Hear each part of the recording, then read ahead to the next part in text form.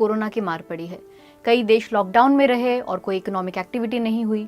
Saudi अरब भी इससे प्रभावित हुआ है और अब इकोनॉमी को फिर से रास्ते पर लाने के लिए कड़े कदम उठाने जा रहा है। दुनिया का सबसे बड़ा तेल निर्यातक देश तेल की कम कीमतों को लेकर जूझ रहा है। तेल की कीमत गिरने के बाद से पहली तिमाही में 9 अरब डॉलर का बजट घाटा हुआ है।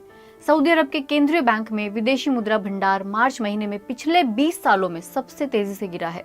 2011 के बाद सबसे निचले स्तर पर आ गया है।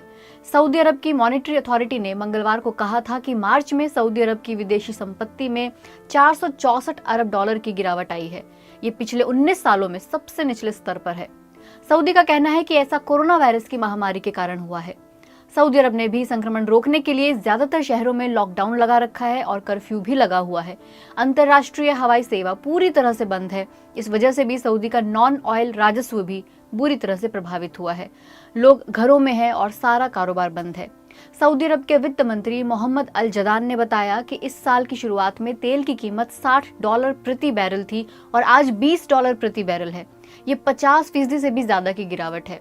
अल अरबिया टीवी को दिए इंटरव्यू में अल जदान ने शनिवार को कहा कि कोरोना वायरस के संक्रमण से अर्थव्यवस्था पर जो चोट पहुंची है उससे निपटने के लिए कड़े और तकलीफदेह फैसले लिए जाएंगे।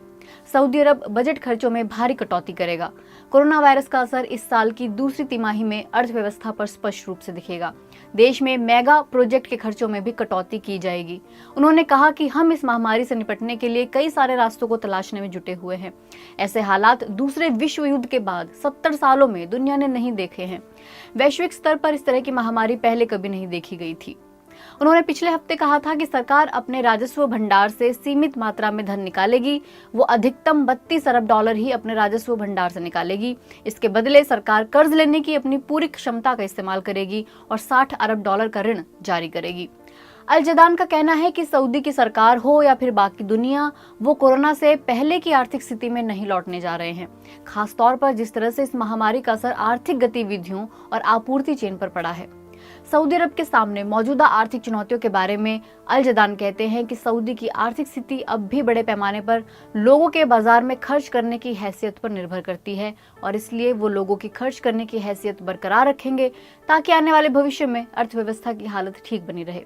उन्होंने सार्वजनिक वित्तीय निवेश को बरकरार रखने के मकसद से स्वास्थ्य क्षेत्र में